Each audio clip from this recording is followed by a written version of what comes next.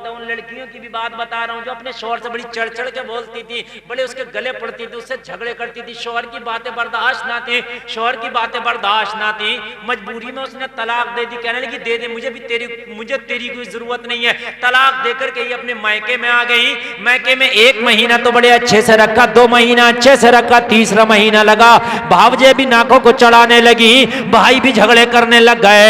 लोगों साल न गुजरा था, अब ऐसे ऐसे ताने दिए जा रहे हैं। भावजे कह रही है तू ऐसी ना होती तो यहां की पड़ी होती। तो मेरी बहनों, इससे बेहतर अपने शौहर की 2 बातें सुन लो। भावज की सुनने से बेहतर, भैये की सुनने से बेहतर, जो भी जिससे भी तू झगड़ेगी हर एक यही कहेगा तू ऐसी ना होती तो यहां ना होती। तो इससे बेहतर है उसी की सुन लो। शौहर ऐसा है कि तेरी प्रॉपर्टी है। शौहर तुम्हारा ऐसा माल है, तुम्हारा ऐसा माल है शौहर कि जैसे किसी के नाम में जमीन होती है ना, वो जमीन होती है, उस पर हक देता है। ऐसी तेरा शौहर तेरा ऐसी प्रॉपर्टी है कि तू खड़े होकर कभी भी उस पर हक जता सकती है, लेकिन अपने सगे भाई पे हक नहीं जता सकती। मेरी गारंटी है, मैं सही बता रहा हूं मेरे भाई, सगे भाई पे हक नहीं जता सकती। हाँ, शादी होने के बाद ही बेगानी हो जाती है। 3 महीने की मुद्दत है, 3 महीने में लोग समझाएंगे, दोनों को अकल आ जाएगी। अगर दोनों को अकल आ गई, अगर दोनों को अकल और आई जाती है, अगर आ गई तो दूसरे निकाह की भी जरूरत नहीं है। हाँ, हलाला उलाला तो दूर की बात छोड़ दीजिए, निकाह की भी जरूरत नहीं है। अगर अकल आ गई इस 3 महीने के अंदर, उससे ठंडे हो गए इस 3 महीने के अंदर, अगर समझ में आ गई 3 महीने के अंदर, धक्के लग गए 3 महीने के अंदर, और धक्के लगी जाएंगे, समझ में आ ही जाएगी। अगर समझ में आ गई तो अब तुझे निकाह की भी जरूरत नहीं है। 2 तरीके हैं इसको अपने निकाह में वापस लाने के, या तो मुअज़्ज़ज़ किस्म के अपने खानदान के ही या अपने घरेलू 2-4 आदमी के सामने कह दे मैंने अपनी बीवी को तलाक दे दिया था, इसे फिर से मैं अपने निकाह में लेता हूं, फिर से वो तेरी बीवी हो जाएगी। कितना आसान काम है मेरे भाइयों, कितना आसान काम है मेरे भाइयों, कितना आसान काम है मेरे भाइयों, समझ रहे हैं आप? या फिर मियां बीवी वाले मामलात आपस में वो कर ले, उससे भी वो उसकी बीवी फिर से हो जाएगी। 2 तरीके बताइए आप, कितना आसान तरीका है। और अगर इद्दत गुजर गई, ये 3 महीना गुजर गया, तो अब क्या होता है, अब इस पर हुक्म दूसरा लग जाएगा। अब क्या होगा, अगर 3 महीना गुजर गया, ये 3 पीरियड गुजर गया, तो अब इसकी बीवी मुकम्मल तौर से इसके निकाह से खारिज हो गई। वो जिससे चाहे निकाह कर ले, अब जिससे चाहे निकाह कर ले, क्योंकि 3 महीने तक इंतजार देखा शरीयत ने कि शायद गुस्सा ठंडा हो जाए, और 3 महीने भी अगर तुमने फैसला यही ले लिया कि साथ में नहीं रहना है, तो अब शरीयत ने इसे मुकम्मल आजाद कर दिया। तू जिससे चाहे, तू जिससे चाहे। बात भाई समझ में आ रही है? लेकिन 3 महीने गुजरने के बाद भी अकल में फिर आ गई, 6 महीने के बाद, 1 साल के बाद, और इस औरत ने किसी दूसरे से निकाह नहीं किया, ये भी अपने घर बैठी थी। अब फिर चाहते हैं कि हम एक हो जाते तो खाली निकाह करने से काम हो जाएगा। क्या होगा, खाली निकाह करने से काम हो जाएगा, कुछ जरूरत ही नहीं है। मगर ये कब हो रहे हैं सारे काम, जब तलाक 1 दी थी, खाली इमरजेंसी खिड़की तोड़ा था जब, और जब बस को आगे लगा दिया था, तो जब चेचिस ही ना रहा तो काय में क्या करेगा। क्यों भाइयों, हैं? अरे भाई तुम्हारी कार लग गई, बम्पर टूट गया, बम्पर पड़ गया, है? खिड़की टूट गई, खिड़की पड़ गई, रंग में घसीटन लग गई, रंग दोबारा से हो गया, और जब कार को आग लगा दी तो कहां डेंटर के पास लेकर जाएगा, क्या करेगा? है? 3 तलाक दे के मौलवी के पास जा रहा, हज़रात 3 तलाक हमने दे दी, अब क्या करें? अब कोई रास्ता निकालो। अब मौलाना कहीं कोई रास्ता नहीं है, तो दूसरे मौलाना के पास, तीसरे मौलाना के पास, चौथे मौलाना के पास फोन पर फोन लगा रहा। तो जब इतने तुम फोन मौलवियों को आप लगा रहे हो तो तलाक से पहले भी किसी मौलवी से पूछ ली होती कि हजरत तलाक देना चाह रहा हूं, कैसे दूं? बड़े बड़ी बात भाई है क्या नहीं है? थोड़ा सा तलाक, ए भैया आगे जाके स्टार्ट कर लियो इसे, जाओ जाओ। असल में सब काम इसी वक्त होते हैं। मैं असल में ये चाहता हूं जब खुद काम की बातें हो ना तो कोई डिस्टर्ब ना करे, या तो फिर तकरीर ऐसी हो रही हो कि कोई टेंशन नहीं है, कभी चलो कोई बात नहीं है, समझ रहे हैं? समंदर के नीचे से जब मोती ला के दिया जाता है उसकी कोई कदर न करे तो तकलीफ होती है। हाँ,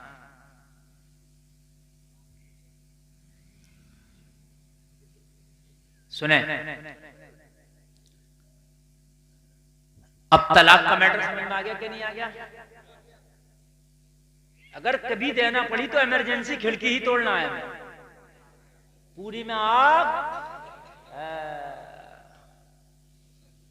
अब अगर पूरी में आग लगा दी तो मियां भी इस पे डेंट पेंट नहीं होगा, अब तो अलग तरीके से ही खरीदी जाएगी, फिर से रजिस्ट्रेशन भी अलग ही होता है उसका। मेरी बात गलत है क्या? ऐसी मिसालों से समझा रहा हूं कि गंठी नराने वाला भी समझ जाएगा।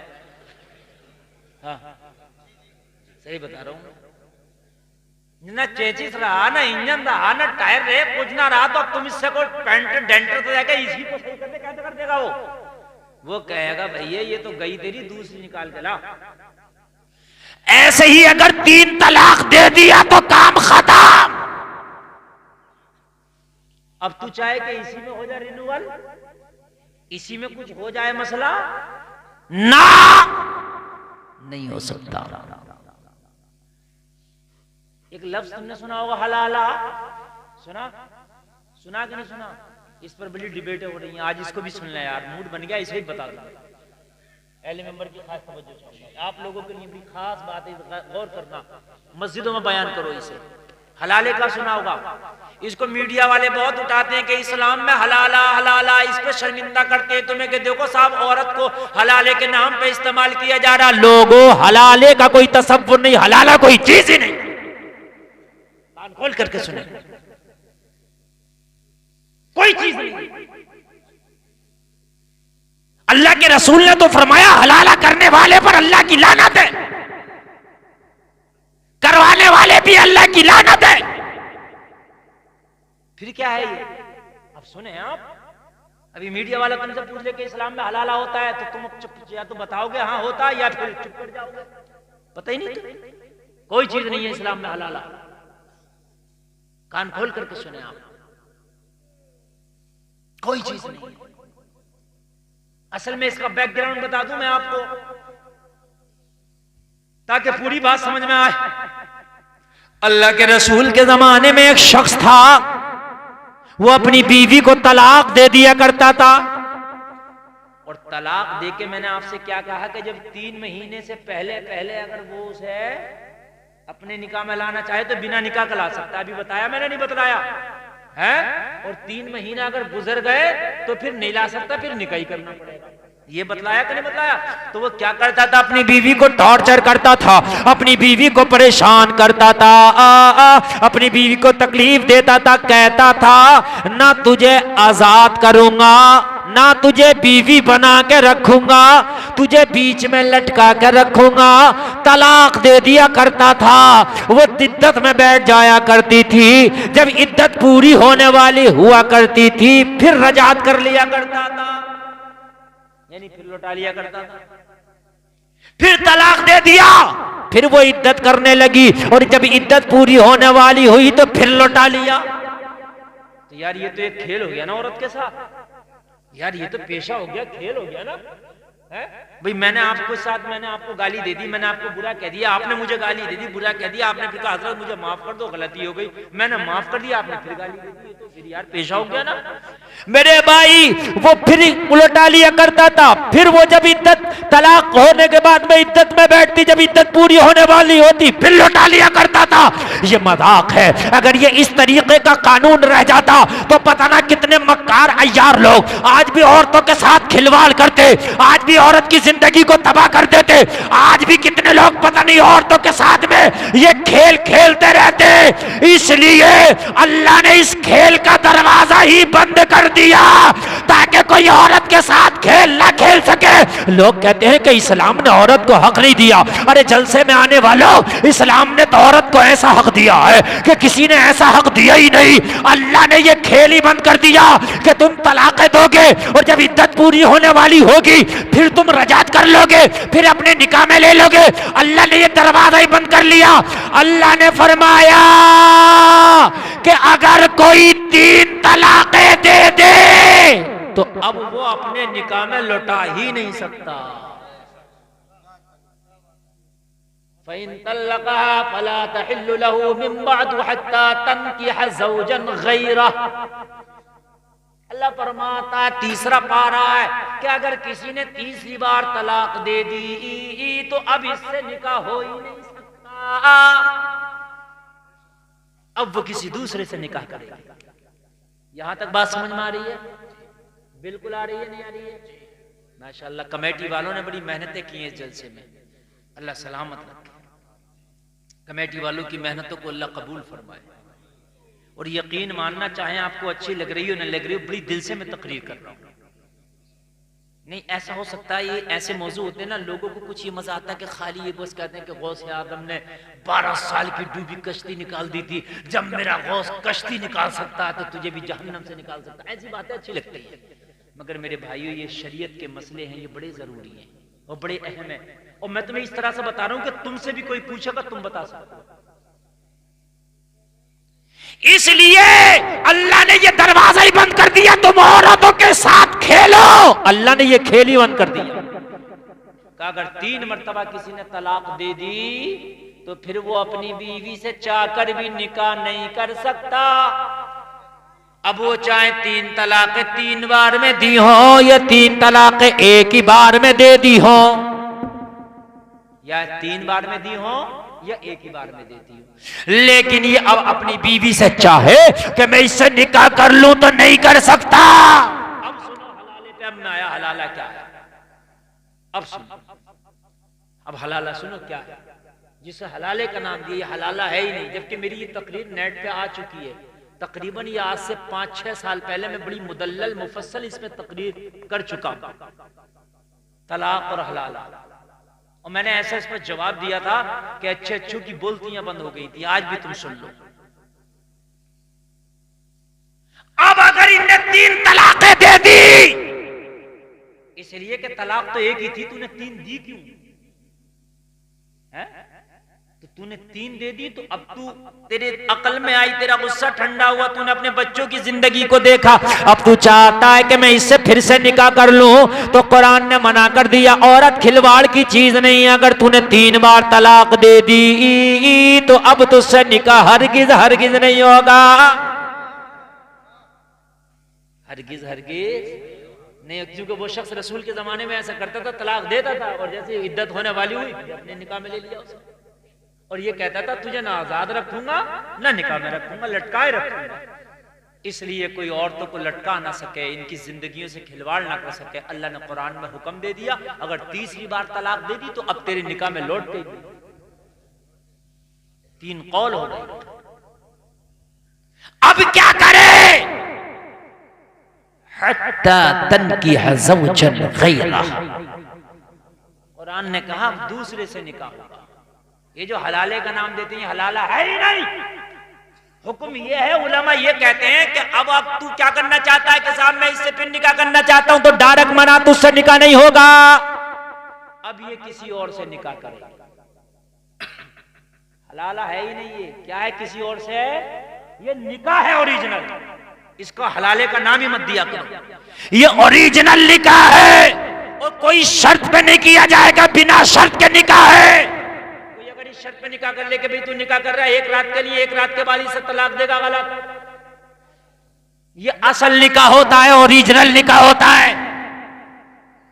कोई शर्त नहीं रखी जाएगी कि तू 1 घंटे के बाद तलाक देगा कि 1 दिन के बाद तलाक देगा। निकाह है और दूसरे से निकाह किया जाए, वो निकाह में ले ले, उसके बाद वो चाहे तो तलाक दे चाहे तो ना दे, वो उसकी मर्जी। हाँ अपनी मर्जी, उसकी मर्जी। बात समझ में आ रही है कि नहीं आ रही है?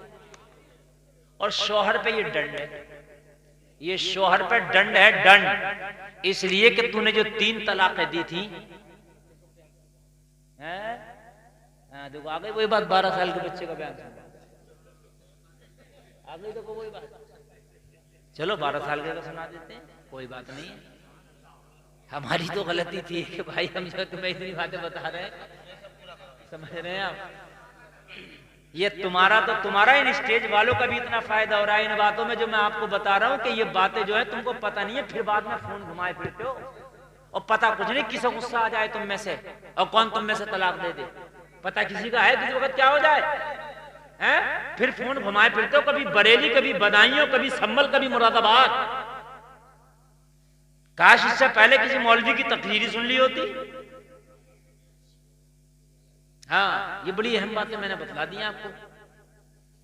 अगर मैं ये तकरीर कहीं और करता तो अब तक 10 नारे लग गए होते, वाह वाही के मारे लोगों ने जो है पूरा मजमा उठा लिया होता। मैं जानता हूं ये कितनी कीमती बात है, मैंने तुम्हें चुटकियों में बता दी। बस ये बात थोड़ी सी और कर दूं, बस शॉर्ट करके, बस इसको लंबी नहीं कर रहा हूं, थोड़ी सी और बात करके और मैं अपनी बात खत्म करूंगा। थोड़ी सी सुन लें आप। दूसरे से निकाह होगा, वो निकाह जिसे तुम हलाला कहते हो वो हलाला नहीं, वो ओरिजिनल निकाह है। निकाह हो गया, निकाह के बाद में उसकी मर्जी, अब रखा भी इंसान है, हो सकता है उसकी भी तलाक हो जाए, ये तो हो जाए। कभी किसी की 4-4 तलाकें भी हो जाती हैं, 5-5 भी हो जाती है, भाई वो तो इंसान है, हो सकता है ना मिले इससे भी मिजाज। तो अगर फिर ये तलाक दे दे तब इसकी इद्दत करने के बाद उससे निकाह हो सकता है जिससे पहले निकाह में थी। ये मैटर है, ये हलाला नहीं है जो हलाला हलाला कहते हैं कि हलाला कराओ हलाला कराओ, हलाला नहीं है, बल्कि इसका नाम तो दूसरा निकाह कराओ। अब तुमसे कोई कहे हलाला कहना, बेवकूफ, हलाला नहीं है। इस्लाम ने तो औरत को खिलौना बनने से बचाया है। इसने तो खिलौना बना लिया कि साहब तलाक दिया, फिर अपने निकाह कर लिया, फिर तलाक दिया, फिर निकाह कर लिया। 3 तलाक, ये 3 तलाक लोगों जायज ही नहीं है। 3 तलाक देने वाला गुनाहगार है। 3 तलाक देना गुनाह है, लेकिन दे दी तो हो जाएगी, दे दी तो हो जाएगी। हाँ अब गौर करें आप, ये मैंने अहम मसले थे जो आपको गुफ्तगू कर ली। अल्लाह फरमाता फज़कुरूनी अज़कुरुकुम, तुम अल्लाह का जिक्र करो, अल्लाह तुम्हारे जिक्र, अल्लाह तुम्हारे चर्चे करेगा। जलसे में आने वालों अल्लाह का जिक्र कैसे करें? तो अल्लाह का जिक्र नमाजों में है, अल्लाह का जिक्र कुरान में है, अल्लाह का जिक्र वजीफों में है, अल्लाह का जिक्र दुरूद में है। अल्लाह का जिक्र कैसे करे? लोगों अपनी जबान को खुराफातों से, दुनिया के जिक्र से, दुनिया की बातों से रोक लो, अल्लाह का जिक्र ये खुद ब खुद करने लगेगी। नारे तकबीर, नारे रिसालत, नारे गौसियत, मसलके आला हजरत फैजाने मुअज़्ज़मी मुफ्ती गुलफाम रज़ा रामपुरी। नारे तकबीर, नारे रिसालत। सुभान अल्लाह। सुनो, बिल्कुल तुम्हारे मतलब की बात आ रही है। सुनो, अल्लाह का जिक्र खुद ब खुद करने लगेगी। अगर अपनी जबान को झूठ से बचा लो, अपनी जबान को चुगली से बचा लो, अपनी जबान को तकलीफ से बचा लो, तो तुम्हारी जबान अल्लाह का जिक्र खुद ब खुद करने लगेगी। लोगों गुस्सा आए तो फैसला ना लो, बात यहां से चली। गुस्सा आए तो फैसला ना लो, कोई भी फैसला हो ना लो, मना करो। जब गुस्सा ठंडा हो जाए तो फैसला लो। अगर आपको गुस्सा आ जाए तो अगर खड़े हो तो बैठ जाओ, बैठ के गुस्सा कम हो जाता है। बैठे हो तो लेट जाओ, लेट के गुस्सा कम हो जाता है। और अगर लेट के भी गुस्सा खत्म ना हो तो गुस्सा एक आग है, आग में पानी डालो तो आग बुझ जाती है। इसलिए हुक्म है कि वुजू कर लो। अगर गुस्सा ठंडा ना हो रहा तो क्या कर लो, वुजू कर लो, इंशाअल्लाह गुस्सा ठंडा हो जाएगा, आग ठंडी हो जाएगी। ओ जलसे में आने वालों, बैठ के गुस्सा कमाता। आपने नहीं सुना होगा कि बैठे बैठे लट्ठे चल गए, सुना? खड़े खड़े चलते, बात है क्या नहीं है? किसी भी गांव में चले बैठे बैठे लट, अच्छा भी बात अच्छा है कांटे की कि नहीं है क्या नहीं? अगर बैठा होगा तो खड़ा हो जाओ, फिर झगड़े होंगे, है क्या नहीं है? और लेटे लेटे तो मुक्का भी ना चलता, लट तो लट, बात है क्या नहीं है? तो इसलिए खड़े हो तो बैठ जाओ, बैठे हो तो लेट जाओ। मगर मैंने देखा हल्के हल्के बातें हो रही हैं तो लेटा तो बैठ गया, बैठा तो खड़ा हो गया, और फिर जब ही घूसा चल जाता। यही काम करा मेरे भाई, समझ रहे हैं आप? बैठ के नहीं होता। हमारे इलाके में ज्यादा चारपाइयों और पाइयों का माहौल है। इधर तुम चले जाओ इंडिया में, इधर महाराष्ट्र में जाओ, कर्नाटक में जाओ, ज्यादातर लोग जमीन पे बैठते हैं, जमीन पे ही सोते हैं। हाँ, ऐसे लिंटर पे, जमीन पे ही, फर्श पे ही सोते हैं। आसानी है, जमीन पर रहोगे तो दिमाग आपका ठंडा रहेगा, जमीन से आपका अर्थ रहेगा। हाँ, जमीन से आपका अर्थ रहेगा। गुस्से में कभी फैसले न लो। हजरत अबू बकर की बेटियां हजरत आयशा, सुनिए अब आपके मतलब की तकरीर शुरू हो रही है। हजरत आयशा सरकार की बीवी हैं। एक दिन बड़े खुश हुए नबी अपनी बीवी आयशा से, कहने लगे आयशा जो चाहो मांग लो, तुम्हें अता कर दिया जाएगा।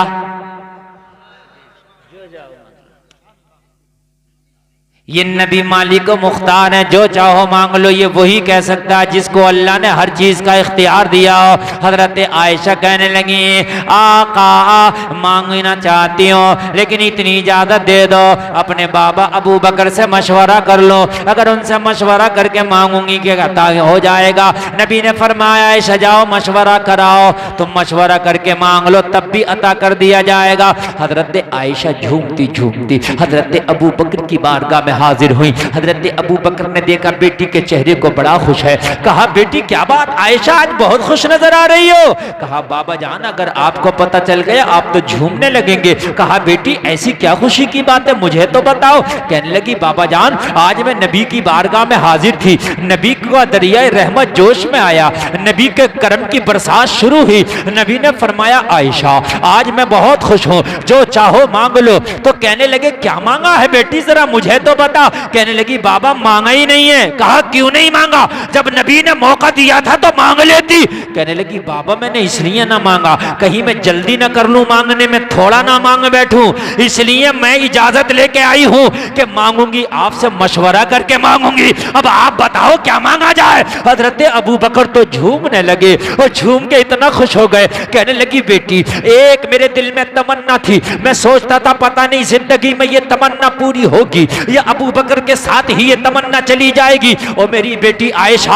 आज तो तुमने मेरे पास आके मेरे दिल की तमन्ना को पूरा कर दिया है, मेरी ख्वाहिश को पूरा कर दिया है। मेरे दिल में एक ही तमन्ना हमेशा लगी रहती थी और मैं सोचता था या अल्लाह ये तमन्ना अबू बकर की पूरी होगी कि नहीं होगी। कहने लगी बाबा जान उसी तमन्ना को बताओ, नबी की बारगाह में जाके वही पूछ लिया जाएगा। ए जलसे में आने वालों हजरत अबू बकर कहते हैं बेटी सुनो मैंने नबी को मक्का में देखा, मक्का की जिंदगी को देखा, नबी को मदीना में देखा, मदीना की जिंदगी को देखा, नबी को ओहद में देखा, ओहद की जिंदगी को देखा, नबी को बद्र में देखा, बद्र की अदाओं को देखा, नबी को खाते देखा, खाने की अदाओं को देखा, नबी को पीते देखा, पीने की अदाओं को देखा, नबी को चलते देखा, चलने की अदाओं को देखा, नबी को मुस्कुराते देखा, मुस्कुराने की अदाओं को देखा, नबी की खलवत को देखा, खलवत की अदाओं को देखा, नबी की जलवत को देखा, जलवत की अदाओं को देखा। मैंने नबी को हर तरह से देखा। मगर बेटी जब मेरा नबी मेराज में गया तो मेराज में या तो बुलाने वाला खुदा था या जाने वाला मुस्तफा था, तीसरा कोई ना था। मैंने दुनिया की तो सारी अदाएं देख ली मगर मेराज की अदा ना देख पाया। नारे तकबीर, नारे तकबीर, नारे रिसालत, नारे रिसालत, नारे गौसियत, मसलके आला हजरत, मजहबे इस्लाम, मजहबे इस्लाम। अज़मत कुरान, अज़मत कुरान, नारे तकबीर, नारे रिसालत। अब बिल्कुल सुने आपकी मतलब की एक एक बात, एक एक जुमला समझ में आता जाएगा। कहने लगे बेटी मैंने नबी को हर हर तरह से देखा, मक्का में देखा, मदीना में देखा, उहद में देखा, बदर में देखा, खार में देखा, हर जगह देखा। मैंने नबी की हर हर अदा को देखा, मगर दिल बड़ा बेकरार था कि मेराज में जब जिब्रील मेरे नबी को लेके गया तो जिब्रील भी सिदरा पे जाकर थम गया, जब सिदरा पे जाकर रुक गया। अब सिदरा के बाद जो नबी की अदाएं थी वो खुदा जाने या मुस्तफा जाने। बेशक सुभान अल्लाह। वहां का मैं कुछ ना देख पाया और दिल बड़ा बेकरार है कि काश वहां का भी देख लेता। दिल बड़ा बेकरार है कि काश हाय हाय हाय वहां का भी देख लेता। और मेरी बेटी कुछ ना मांगना, और मेरी लाडली कुछ ना मांगना, जाओ नबी की बारगाह में जाओ, जाके अर्ज करना मेराज में जब अल्लाह ने बुलाया था, अपने पास में बुलाया था, खुर्बे खास में बुलाया था, जब कुरान कहता मदना फतदल्ला फकाना क़ाब क़ौसैनि औ अदना, जो कुरान कहता है कि जो दो कमानों के दरमियान या उससे भी कम फासला रह गया था, आका जब अल्लाह और मुस्तफा का फासला कमानों से भी कम रह गया था, या रसूल अल्लाह उस वक्त क्या बातें हुई थी, वो बातों में से कोई बात बता दो। बेशक सुभान अल्लाह। वाह,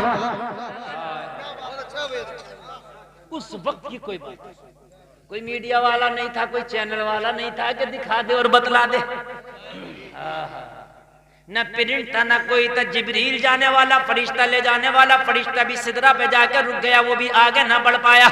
वो भी कह रहा था फरोगे तजल्ला बशोजत पर, अगर मैं आगे बढ़ा तो तजल्ली से पर जल जाएगा। ओ जलसे में आने वालों, अम्मी आयशा से इतना कहा तो हजरत आयशा कहने लगी बाबा आज तुम्हारी बेटी तुम्हारे दिल की ये ख्वाहिश भी पूरी कर देगी। बेशक सुभान अल्लाह। अरे बेटी हो तो अबू बकर जैसी हो जो बाप की हर ख्वाहिश पूरी कर रही है। आज की भी कुछ ना अहल बेटियां हैं कि बापों की नाकें कटा दी। आज भी बापों की कुछ ना अहल बेटियां हैं कि बापों को इज्जत के जनाजे निकाल दी। बेटी या तो अल्लाह दे तो दुआ करो ऐसी दे कि नेक बेटी दे। नेक बेटी की दुआएं किया, या अल्लाह तो हमें बेटी देना तो नेक देना, और नेक बेटी अल्लाह दे दे तो उससे टेंशन मत लेना, वो तेरे लिए नेमत है, रहमत है। बेशक सुभान अल्लाह। तेरे लिए नेमत है, तेरे लिए रहमत है, तेरे लिए बरकत है जी। लेकिन नेक बेटी अल्लाह दे दे। हजरत अबू बकर की बारगाह में अम्मी, हजरत अबू बकर की बारगाह में अम्मी आयशा मुस्तफा की बारगाह में हाजिर हो गई। नबी ने फरमाया मशवरा हो गया। आयशा अर्ज करने लगी या रसूलल्लाह मशवरा हो गया, तो फरमाया फिर मांग। आयशा मांग, मैं अता कर दूं। आज तेरा नबी अता करने पे बैठा है। अम्मी आयशा करती हैं आका मुझे कुछ नहीं चाहिए, मेराज में जो रब ने आपको बुलाया और काबा कौसैन और अदना की मंजिलों में रखा, उस वक्त अल्लाह ने आपसे क्या बातें की थी, उन बातों में से कोई बात बता दो। बेशक सुभान अल्लाह। बस और कुछ नहीं। कहा आयशा ये किसका मशवरा है? कहा बाबा अबू बकर का। नबी ने फरमाया हाय अबू बकर, यार ने मांगा तो फिर यार को मांगा,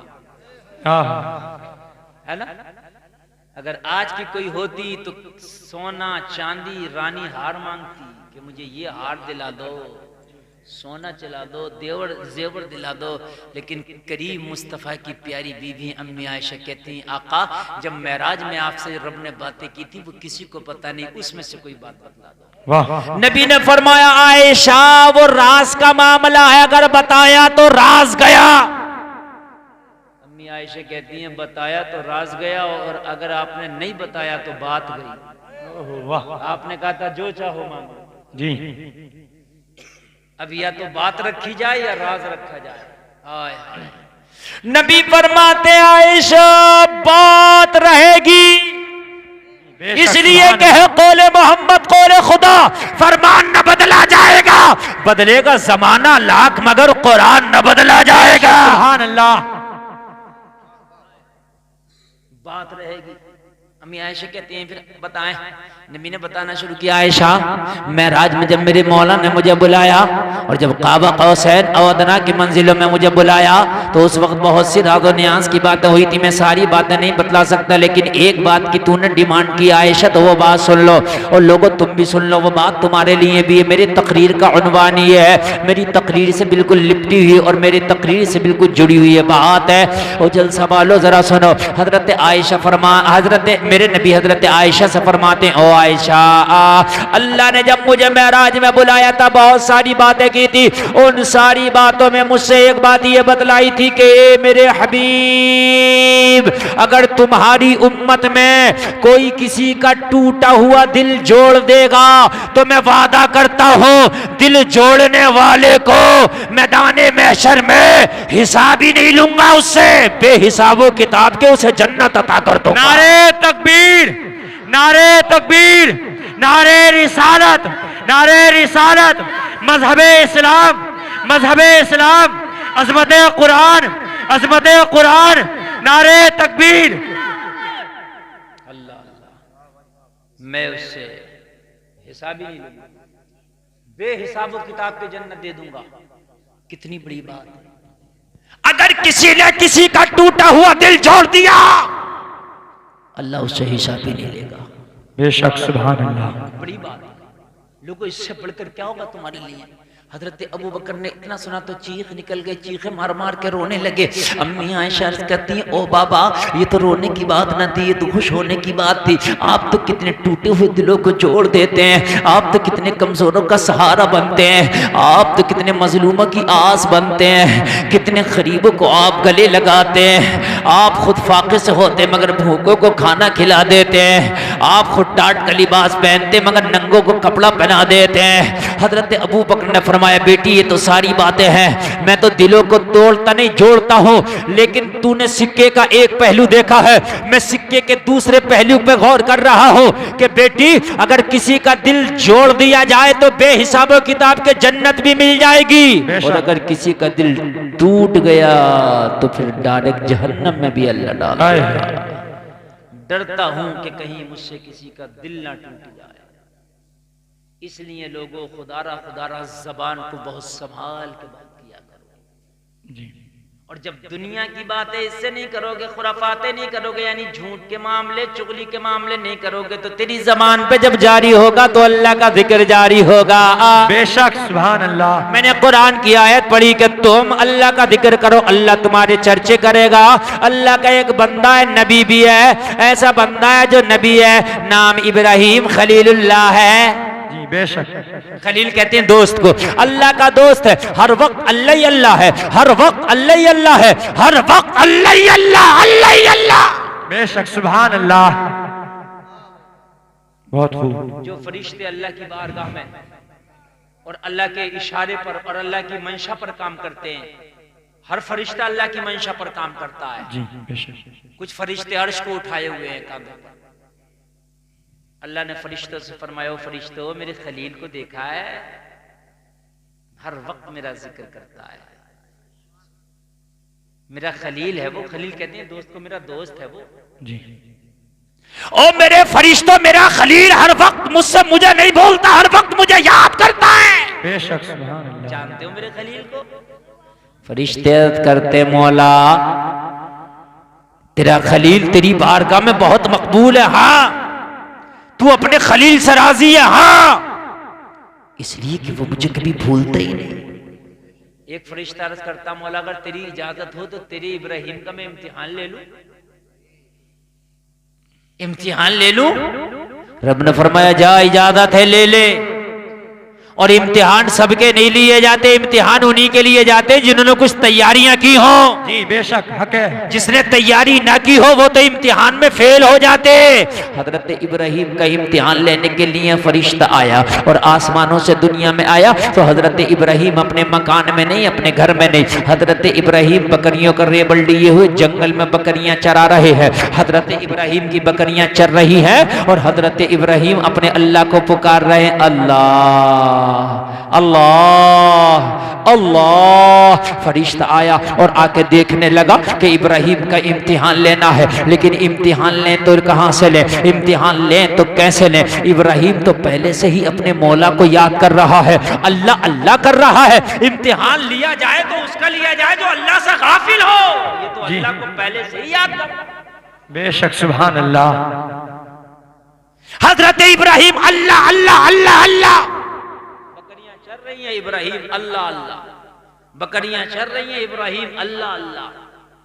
फरिश्ता आया इंसानी शक्ल में, और इंसानी शक्ल में आने के बाद कहने लगा जब आया हूं तो इम्तिहान तो लेके जाऊंगा, ऐसे नहीं जाऊंगा, क्योंकि अल्लाह की बारगाह में वापस जाना, अल्लाह पूछेगा फरिश्ते इम्तिहान लिया तो इब्राहिम को कैसा पाया, तो इम्तिहान लूंगा तभी तो जवाब दूंगा कैसा पाया, इसलिए इम्तिहान लेना जरूरी है। फरिश्ता इंसानी शक्ल में आया और सोचने लगा, कहने लगा कि ये अपने अल्लाह का नाम अपनी जबान से इब्राहिम ले रहा है, लाओ अल्लाह का नाम मैं अपनी जबान से लेके देखता हूं और अंदाजा लगाता हूं कि इब्राहिम को मेरी जबान से अल्लाह का नाम कितना प्यारा लगेगा। हाय हाय बेशक सुभान अल्लाह। बहुत खूब।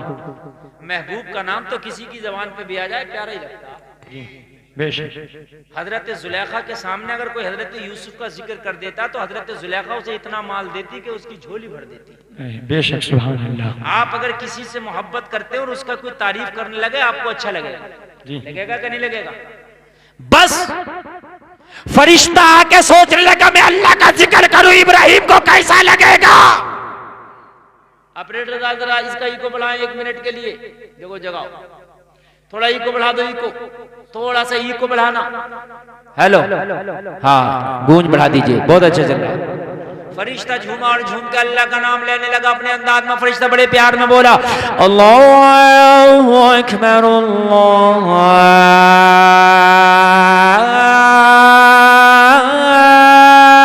अकबर। इसने अल्लाह का नाम लिया और लेके फरिश्ता निकलने लगा, जाने लगा। हजरत इब्राहिम ने निगाह उठा के देखा कौन है जंगलों में जो मेरे महबूब का नाम लेता है, बेशक कौन है जो सहराओं में अल्लाह के नाम को बुलंद करता। देखा कि कोई अजनबी है, नाम लेके जा रहा है। हजरत इब्राहिम ने इसका दामन पकड़ लिया और दामन पकड़ के फरमाया ओ अजनबी, तूने मेरे महबूब का नाम लिया, तेरी जबान से बड़ा प्यारा लगा, लेकिन तू जा रहा है दिल बेकरार है, तूने दिल के तारों को छेड़ दिया है, ऐसे ना जा। जाते जाते एक बार और मेरे महबूब का नाम सुनाता हाय जाए। हाय बेशक सुभान अल्लाह। ऐसे ना जा, एक बार और सुना दे, चूंकि अच्छा लगा। और फरिश्ता नाम सुनाने थोड़ी आया था, ये तो इम्तिहान लेने आया था। बस जिस जगह लाना चाहता था फरिश्ता वो जगह आ गई। फरिश्ता बोला इब्राहिम नाम तो सुना दूंगा, लेकिन अब तो मैंने अपनी मर्जी से सुनाया था, अब तेरी मर्जी से सुनाऊंगा, ये बता के देगा क्या बदले में। हाय हाय बदले में देगा। अब नहीं सुनाऊंगा ऐसे। हाय हाय मस्ताना तो मस्ताना है, आशिक तो आशिक। बेशक उनकी निगाहे मस्त ने मस्ताना कर दिया, ऐसी पिलाई हमको के दीवाना कर दिया। क्या पूछते हो कुछ नहीं है मेरे पास, एक दिल ही था जो आका को नजराना कर दिया। बेशक सुभान अल्लाह। क्या देगा इब्राहिम बता? हजरत इब्राहिम बताए, हजरत इब्राहिम से क्या देगा? हजरत इब्राहिम ने कहा देने की बात करता, जंगल है मेरे पास कुछ नहीं है, लेकिन ये बकरियों का रेबड़ है, एक बार मेरे महबूब का नाम सुना दे, आधी बकरियां तेरे नाम कर दूंगा। हाय हाय बेशक सुभान अल्लाह। जरा जोर से कह दो यार सुभान अल्लाह, सुभान अल्लाह। मजा आ जाएगा, जरा तवज्जो करें। आधी बकरियां तेरे नाम कर दूंगा, मेरे महबूब का नाम सुना दे। इतना कहना था, फरिश्ता झूमा और फिर पुकारने लगा अल्लाहु अकबर अल्लाहु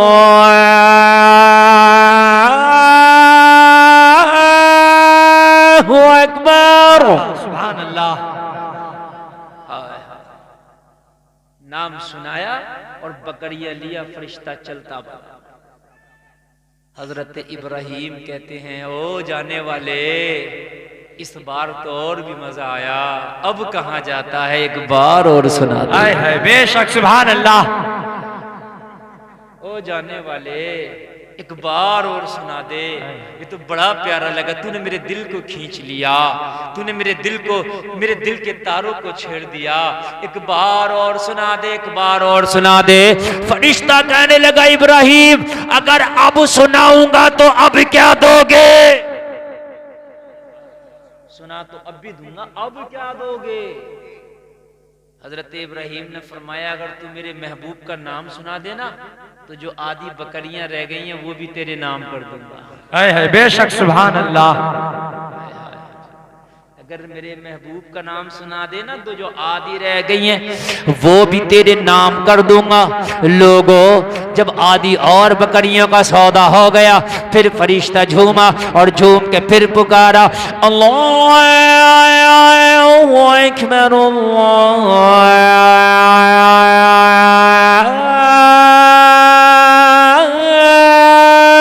अकबर। सुभान अल्लाह बेशक बहुत खूब।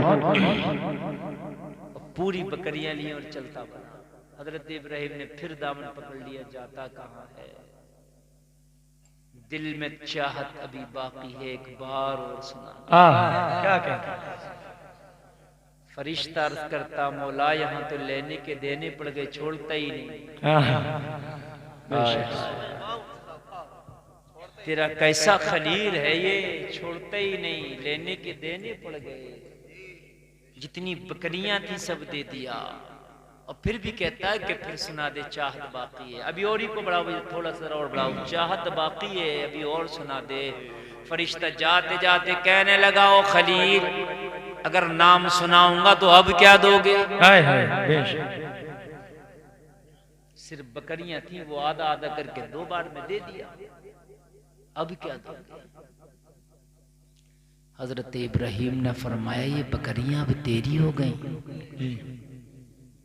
आधी आधी करके दे दिया तो किसकी हो गई? उसकी हो गई।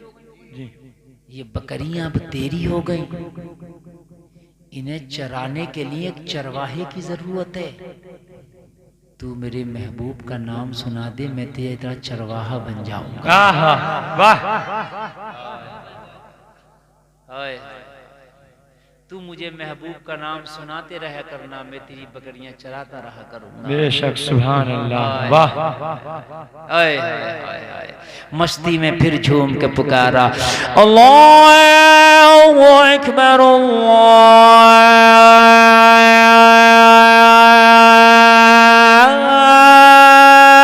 अल्लाहु अकबर। सुभान अल्लाह। फ़ज़कुरूनी अज़कुरुकुम वश्कुरूली वला तकफुरून।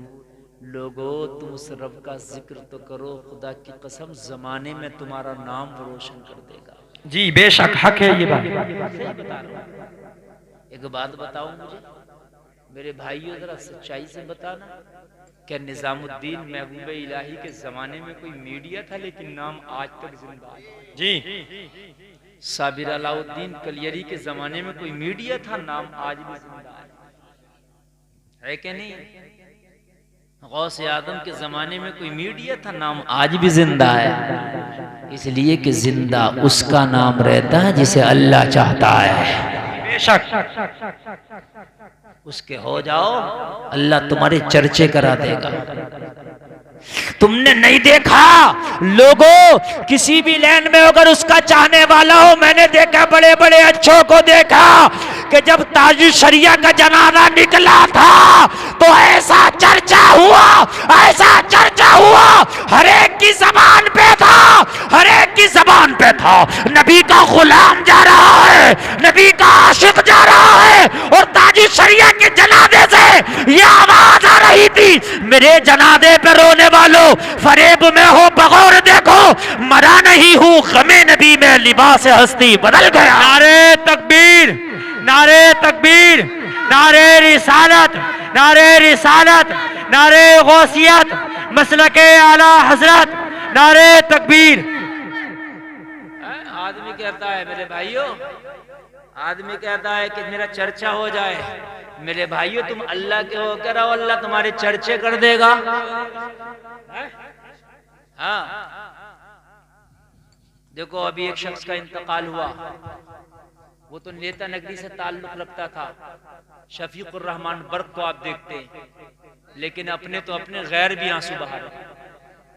हर आदमी ये कह रहा था यार आदमी बड़ा लाजवाब, हर एक कह रहा था कि भाई सभा चले ना चली मगर नमाज कज़ा ना हुई बंदे की। हर आदमी कह रहा है हाँ, वो चाहे इलेक्शन जीते या हारे मगर बंदे की नमाज कज़ा ना हुई। सबने नेताओं को सजदे किए, मूर्तियों को सजदे किए। उसने कहा भाई पद रख या छोड़ लेकिन सजदा तो अल्लाह को होगा। बेशक ये बात उसने भरी सदन में कह दिया था। हाँ मेरे भाई आज सबके दिल पे चर्चे, यूं चर्चे नहीं है कि वो एमपी थे, एमपी तो और भी कितने होते मरते चले जाते हैं। चर्चे इसलिए कि एमपी रहा मगर दिल नबी का गुलाम रहा। बेशक हाँ ये बात हकीकत है। एमपी रहा मगर सर किसी के लिए ना झुका। अगर बरकत सर झुका तो अल्लाह के सजदे के लिए झुका। जमाना याद करेगा, नस्ल याद रखेंगे। एमपी तो और भी होते हैं, कितने होते हैं। तो मेरे भाइयों उसके हो जाओ, अल्लाह सबके दिलों में तुम्हारे इज्जतों को पैदा कर, ऐसी इज्जतों को पैदा कर देगा जलसे में आने वालों कि तुम मर भी जाओगे तुम्हारे चर्चे होते रहेंगे, तुम दुनिया से चले जाओगे तुम्हारा जिक्र होता रहेगा। ओ जलसे में आने वालों तुम्हारा जलसा बहुत कामयाब है। मैंने कई बातें दी हैं, इन पर अमल करना। अल्लाह के जिक्र से अपनी जबान को तर कर लो, और सबसे बेहतर जिक्र अल्लाह का नमाज है। क्या है सबसे बेहतर जिक्र? पढ़ी जाएगी, हाथ उठा के कहो इंशाअल्लाह, जोर से बोलो इंशाअल्लाह। इंशाअल्लाह आखिरी बात बता रहा हूं, तकरीर खत्म की तरफ जा रही है मेरी। कितने टाइम शुरू हुई तकरीर, कुछ पता है? 11:40 पे, ठीक है 11:40 पे खत्म हुई थी, और तो 1 घंटा 20 मिनट तकरीर मेरी हो गई। 5 मिनट और 1 घंटा 25 मिनट सुन लो। लेकिन इस तकरीर में मेरा दिल बड़ा मुतमईन है। मैंने जो तलाक के हवाले से गुफ्तगू की है बड़ी कामयाब, मैं अब भी कहूँगा। हालांकि मजा तुम्हें इसमें ज्यादा आया जो बाद में की है, लेकिन तुम्हारे लिए काम की वो गुफ्तगू ज्यादा। फिर बातें करने लगे तुम, इसका तो मुंह भी फाड़ डाला देखियो, लड़ लिए इसका मुंह फाड़ दिया किसी ने। ये कौम अल्लाह होगा। मदरसे के बच्चों से भी बस मौलवी की हिम्मत है, इनसे पंगा ले ले, बाकी किसी की हिम्मत ना। सही बता रहा हूँ। बहुत से लोग शिकायत लेकर आना तुमने हमारे लोने को मारा क्यों?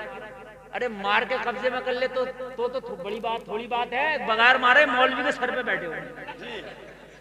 सही बता रहा हूँ, मेरी बात गलत नहीं है, शिकायत मत किया करो। बहुत से लोग सीने पे चढ़ जाते हैं, मौलाना हमारे बच्चे को मारा क्यों? तुम्हारे 2 बच्चे तुमसे नहीं संभाल ले होते, ये 50 को संभाल लिया होता। लेकिन ये तुम्हारे 2 नहीं संभाल ले होते हैं तुमसे, और ये 50 को संभालता है। तो इसे कहीं तो छूट दो। हाँ मारने मूरने पे मेरे भाई ज्यादा उस्तादों की दिल शक्ली ना किया करो। हमारे बच्चों को क्यों मारा, हमारे बच्चे को क्यों मारा। बहुत से लोग लड़ते हैं, गालियां तक देने लगते हैं। हाँ देखो कुछ खोना पड़ता है। अगर उस्ताद मारता तो अपनी खुशी के लिए नहीं मारता, शौक के लिए नहीं मारता, उसको कुछ बनाने के लिए मारता है। लोहार कूट कूट के लोहे का कुछ बनाता है। हाँ। बस आखिरी बात सुन लें, नमाज़ें पढ़ें, नमाज अल्लाह का जिक्र है। नमाज तो जिंदों की हो वो भी पढ़ो, मुर्दे की हो वो भी पढ़ो। हाँ हम तो ना जिंदगी पढ़ रहे, ना जिंदा पढ़ रहे हैं और ना मुर्दे की पढ़ रहे हैं, क्या नहीं है। जिंदों की ये 5 वक्त वाली जिंदों वाली है, ये भी नहीं पढ़ रहे हैं, और मुर्दों वाली में भी 2 टीमें हो जाती हैं। इधर जनाजा की नमाज हो रही है तो इधर खड़े हैं, आधे से ज्यादा इधर खड़े होते हैं। अभी तुम क्यों खड़े हो? टोपी ना। जवाब क्या देंगे? ये ना कहेगा याद ना, इंसर्ट हो रही है। क्या कहेगा? टोपी ना। तो तू 5000 की पैंट तो पहने हुए घूम रहा है, सुतनिया को 5 रुपए की टोपी नहीं रख सकता था? मेरी भाई बात गलत है मेरी? बताइए आप मुझे। 5000 की पैंट तो पहन के घूम रहा, 5 रुपए की टोपी रख लेता। ये तेरा लाइसेंस था, तेरा आधार कार्ड था। कहीं अगर एक्सीडेंट में मर जाता, कोई और ना होता, और तेरी जेब में भी अगर टोपी निकल आती तो समझ जाते जलाया नहीं जाएगा, दफनाया जाएगा। ये तेरा आधार कार्ड है ये, हाँ तेरा आधार कार्ड है। अगर कह रहा है कि टोपी नहीं है, मेरे भाई टोपी का कोई बहाना नहीं है, आप नमाज़े जनाजा पढ़ो। है फिर तो तुम करने क्या आए जनाजे में यार? जब तुम नमाज़े जनाजा नहीं पढ़ ले तो जनाजे में आए क्या करना हो ये पता है? केरला में तुम काम कर रहे हो, केरला से घर आ गए, क्यों हमारे गांव में प्रधानी का इलेक्शन है, अपने चच्चा को वोट दूंगा, चल ठीक है आ गया, और वोट डालने लगा यार। बात बताओ यार, वोट डालने नहीं गया क्यों? मिसाल गलत है? केरला में आ गए कि मैं चच्चा को वोट दूंगा और वोट डालने नहीं गया, तो यहाँ क्या करना आया था? चच्चा के अंडे खाए थे, कुछ ना करा। ये बात है कि नहीं? आ गए प्रधान, जमीनें बिगवा दी। हाँ भाई साहब, जिस दिन जब तक रिजल्ट नहीं आता हराता नहीं है, कहता तुम तो जीते हुए हो। यही बात है, सही बता रहा हूँ। हाँ तुम तो जीते हो, और जब रिजल्ट आके खुल के हार जाए तो बड़ा मुंह बना के आवे, बड़ा ही मुंह बना के आता, कहता तुम तो प्रधान जी जीते हुए थे, ये तो पैसा देकर घपला कर दिया। यही बात है, सही बता रहा हूँ। हाँ सही बता रहा हूँ कि इसने पैसे देकर सेटिंग बना ली, घपले कर दिया, तुम तो जीते हुए थे। उस महल्ले वालों ने तो एक एक कसम खा खा के वोट दिया। अब बताओ मुझे, क्योंकि अगर इसे ये कह दे कि तुम हार गए, अब चक्कर में ना पड़ियो, तो आगे कुछ सुकून से बैठ तो जाएगा, मगर बैठने फिर नहीं देता है।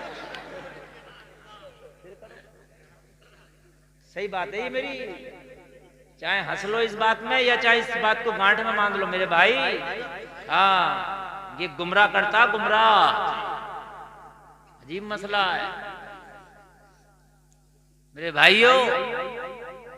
नमाज़े जनाजा अगर नहीं पढ़ी तो तू गया क्या करने है?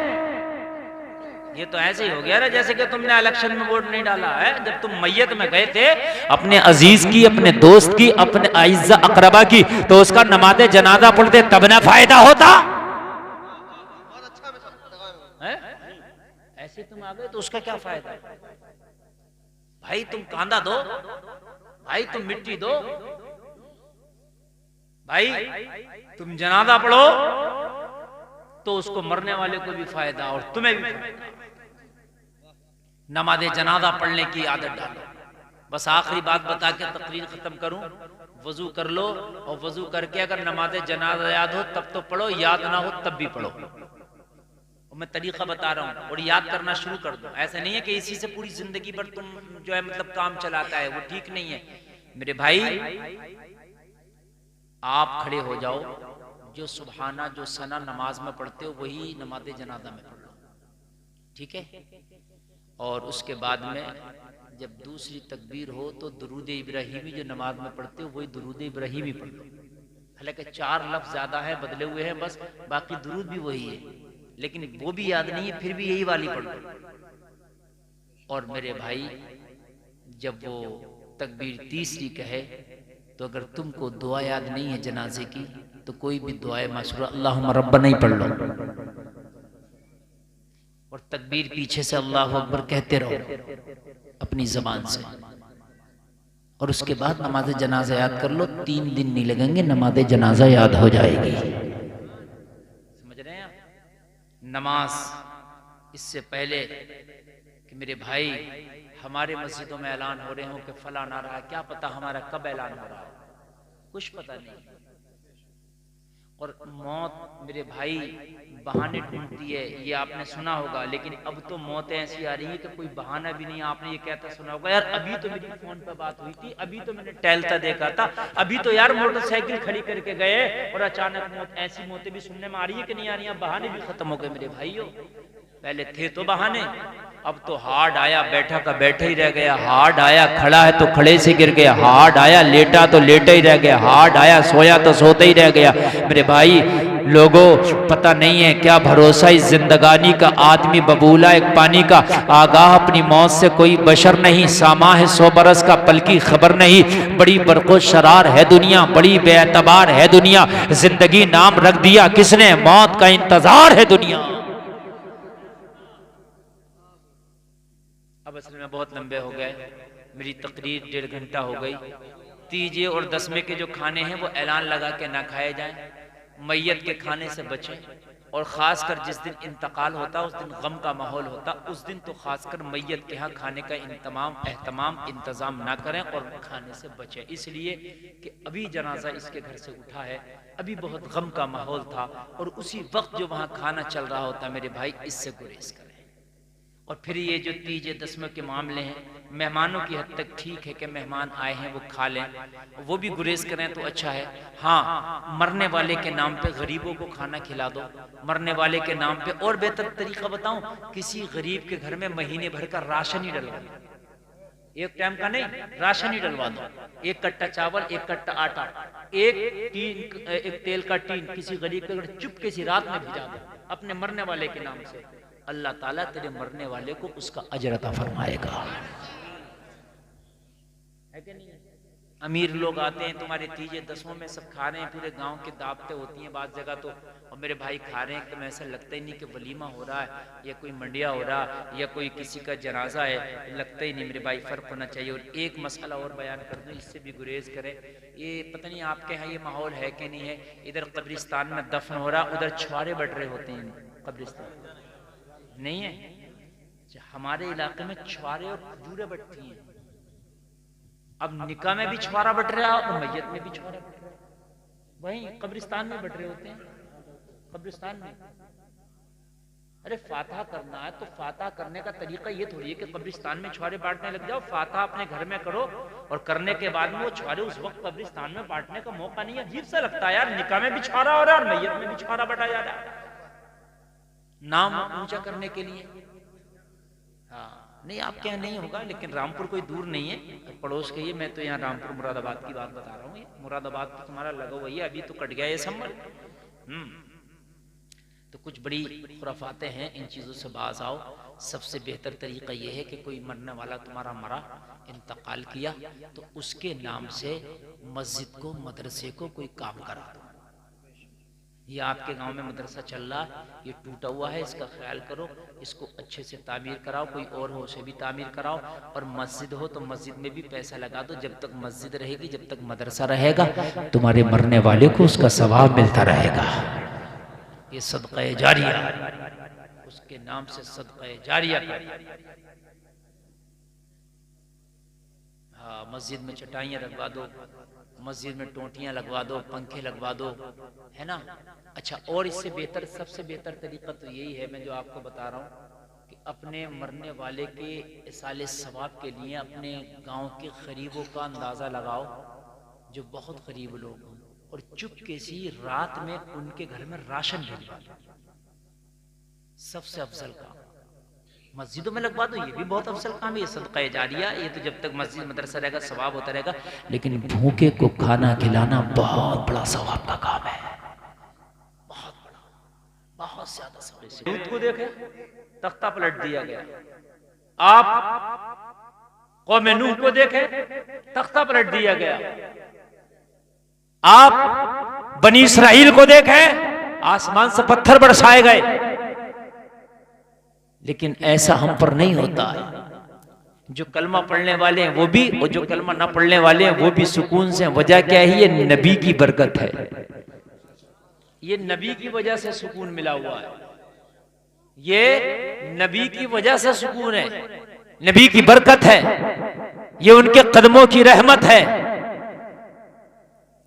वो जो न थे तो कुछ न था, वो जो ना हो तो कुछ ना हो, जान है वो जहान की, जान है तो जहान है। ऑपरेटर साहब इसका जरा बेस बढ़ाओ, आवाज इसके ढंग पर रहने दो, आवाज आपके माइक का जो है ना बदल रहा है, सेटिंग से करो इसकी। एक बार झूम के सब लोग नबी की बारगाह में दुरूद शरीफ पढ़े, अल्लाहुम्मा सल्ली अला सय्यिदना मौलाना मुहम्मद व आलिहि व बारिक वसल्लिम सल्लु अलैहि सलातन व सलामन अलैका या रसूल अल्लाह। जोर से बोलें सल्लल्लाहु अलैहि वसल्लम। डॉक्टर इकबाल से किसी ने पूछा, इकबाल ये बता कि तू दुनिया में इतना मशहूर कैसे हो गया? और वाकई डॉक्टर इकबाल मशहूर शख्सियत का नाम है, चाहे वो अरब हो या अजम, डॉक्टर इकबाल को हर जगह पढ़ा जाता। डॉक्टर इकबाल पे यूनिवर्सिटियों में पीएचडी हो रही है। डॉक्टर इकबाल के अशार पूरी दुनिया में पढ़े जाते हैं। और ये उस जमाने की बात है कि जब न यूट्यूब था, न फेसबुक था, न सोशल मीडिया था, और उस जमाने में ये इलेक्ट्रिक मीडिया भी नहीं था। डॉक्टर इकबाल से कहा गया, इकबाल बता तो इतना मशहूर कैसे हो गया? हर एक के दिल पे इकबाल राज करता है। इकबाल, अगर तेरी जबान से कोई जुमला, कोई शेर निकल जाए तो पूरी दुनिया में आग की तरह फैल जाता है। इतनी शोहरत कहां से मिली? तवज्जो करें आप। डॉक्टर इकबाल ने कहा, ये तो मेरा अल्लाह जानता है कि मुझे क्यों शोहरत मिली, ये तो मेरे रब का करम है, मगर मुझे ऐसा लगता है कि मेरे एक काम की वजह से मुझे ये मकबूलियत हर खास व आम में, और ये शोहरत मुझे हर खास व आम में जो मिली, मेरे एक अमल की वजह से। अमल बता दूं मैं आपको? आप भी चाहते हो कि आप कामयाब हो जाओ, सक्सेस हो जाओ, अल्लाह तुम्हें तरक्कियों से नवाजे, अल्लाह दुनिया और आखिरत में तुम्हें जो है बहुत कामयाब इंसान बना दे, तो उस अमल को आप भी सुन लें। डॉक्टर इकबाल कहते हैं, मुझे लगता है कि मेरे इस एक अमल की वजह से अल्लाह ने मुझे तरक्कियां दी हैं। हर एक के दिल पे जो मेरा राज है, हर एक की जबान पे जो मेरे अशार और मेरी बातें हैं, वो कोई और वजह नहीं रखती, मेरे एक अमल की वजह से रखती है। कहा, इकबाल तेरा वो अमल कौन सा है? तो डॉक्टर इकबाल कहते हैं, मैंने अपनी जिंदगी में मदीने वाले मुस्तफा पे 1 करोड़ मरतबा दुरूद शरीफ पढ़ा है। 1 करोड़ मरतबा। फरमाते हैं, उस दुरूद शरीफ की बरकत मुझे ये लगती है कि अल्लाह ने हर खास आम की जबान पे मेरे अशार और मेरी बातें और मेरे कहे हुए हर जुमले अल्लाह ने इतने मकबूल कर दिए कि ये मुस्तफा के दुरूद की बरकत है। बात समझ रहे हैं आप? हाँ, आ जाइए। 1 करोड़ मरतबा मैंने दुरूद शरीफ पढ़ा है। डॉक्टर इकबाल कहते हैं, आप भी अपनी जिंदगी में यार गांठ बांध लो, कोई बड़ी बात नहीं है कि मैंने भी 1 करोड़ मरतबा दुरूद शरीफ पढ़ना। मेरे ख्याल से अगर आप पढ़ना चाहें तो पढ़ सकते हैं, कोई मुश्किल नहीं, और उसकी ऐसी बरकतें जाहिर होंगी, ऐसी बरकतें जाहिर होंगी, खुदा की कसम तुमने सोचा भी नहीं होगा कि जैसी बरकतें उसकी जाहिर होंगी। रोजाना का बांट लो कि मुझे, रोजाना का बांट लो कि मुझे इतनी मरतबा दुरूद शरीफ पढ़ना है, हिसाब लगा लो। रोजाना अगर आप 3000 मरतबा दुरूद शरीफ पढ़ोगे तो तकरीबन 10 साल में 1 करोड़ मरतबा होगा। मेहनत तो लगेगी, लेकिन बरकतें भी हैं। मेहनत तो लगेगा, लेकिन अगर दुरूद शरीफ आपने पढ़ने की आदत डाल ली तो जो भी काम करते हैं आप काम करते रहो। काम हाथ से होता, पैर से होता, जबान से नहीं होता। भाई काशकारी का काम हो, राजगिरी का काम हो, टाइल्स का काम हो, पत्थर का काम हो, बनाई का काम हो, तामीर का काम हो, पुताई का काम हो, कटाई का काम हो, नराई का काम हो, सिंचाई का काम हो, जितने भी काम है सारे काम हाथ से है, पैर से है, जबान तो अलग रहती है। तो जबान चलती रहे, अपने काम आप करते रहो। पता है कि नहीं, दुकान बेच रहे हैं आप, जो भी कर रहे हैं, अच्छा बीच में अगर कोई बात करने की जरूरत पड़ी तो आप बात भी कर सकते हैं। कोई ऐसी, अब तो इलेक्ट्रिक तस्बीह आ रही हैं, आप जितना पढ़ लिया वो उतनी ही रहेगी। अब तो मोबाइल में भी तस्बीह है, आप मोबाइल में भी तस्बीह आप रख सकते हैं, तो वो उतना ही रहेगी। उसके बाद में छोड़ दिया, उसके बाद जब देखोगे तो 1 साल के बाद भी उतना ही मिलेगा जितना वो तस्बीह में लिखा हुआ है। आदत डाल के देखो, कोई एक आदमी तो इस पर अमल करना, फिर देखना कि जिंदगी में कैसी बहारें आती हैं,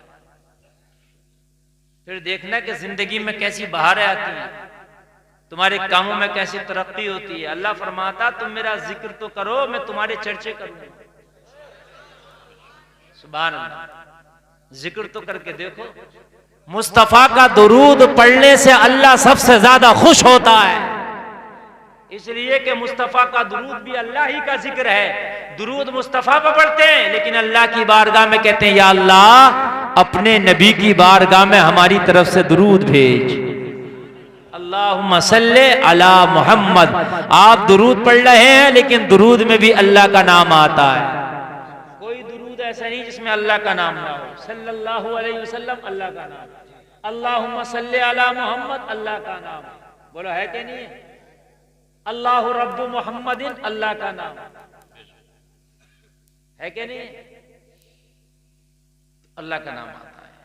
दुरूद की आप ये कसरत कर लो। मेरी माँ बहनें भी सुन रही हैं, मेरी माँ बहनों तुम भी इसे गांठ में बांध लो और तुम दुरूद शरीफ पढ़ना शुरू कर दो। अपनी जिंदगी में 1 करोड़ मर्तबा दुरूद पढ़ के देखो। एक बात बताऊं, 1 करोड़ मर्तबा जिसने अपनी जिंदगी में दुरूद पढ़ लिया वो फना फिर रसूल हो जाता है। क्या हो जाता है? फना फिर रसूल हो जाता है। 1 करोड़ मर्तबा जिसने अपनी जिंदगी में दुरूद पढ़ लिया, अल्लाह ताला मरने से पहले उसे जन्नत में उसके घर का नजारा करा देता है। कितनी बड़ी बात है यार, बताइए मुझे, कितनी बड़ी बात है। हम दुनिया में रहते हैं, जहां भी जाएंगे ये जबान नहीं मानती, बड़ी बदतमीज है ये जबान, इतनी बदतमीज है, इतनी बदतमीज है। अगर इसे आपने काबू में नहीं रखा तो ये कहीं पिटवा देती है। ये सही बात है। ये 32 मुहाफिजों के अंदर है। ये तो किसी को गाली बक के दांतों के अंदर चली जाती है, लेकिन इंसान की पिटाई होती है, जलील होता है, रुस्वा होता है। लोगों, इस जबान पर काबू रखना बहुत जरूरी है। चाहे वो जबान का जायका हुआ या जबान के अल्फाज हुए। जबान के जायके के लिए लोगों ने जमीनें बेच दी, लोगों ने डांके और चोरियां करना शुरू कर दी। और लोगों, ये जबान तुम्हें जहन्नमी भी बना सकती है, और इसी जबान को अगर तुमने काबू में रख लिया तो यही जबान तुम्हें जन्नती भी बना सकती है। अखलाक किसी बाजार में नहीं बिकता, अखलाक कहीं खरीदा नहीं जाता, लेकिन अच्छे अखलाक से लोग खरीद लिए जाते हैं। जुमला समझिए, अखलाक कहीं नहीं खरीदा जाता, लेकिन अच्छे अखलाक से लोग खरीद लिए जाते हैं। अगर आपका अखलाक अच्छा है तो आपके लोग हो जाएंगे, लोग आपसे मोहब्बत करने लगेंगे, लोग अपने दिल में आपकी मोहब्बत को जगह दे देंगे। लोगों, गोया कि वो तुम्हारे लिए हर रोज हाजिर हो जाएंगे। इस जबान को अपने काबू में रखो, और अगर तुमने इसे काबू में नहीं रखा तो ये नहीं मानेगी। इसे बोलना, बोलेगी तो कभी झूठ बोलेगी, कभी चुगली करेगी, कभी गीबत करेगी, किसी को ऐसे जख्म दे देगी कि मेरे भाई भाले का जख्म तो भर जाता है लेकिन जबानों के जख्म नहीं भरते।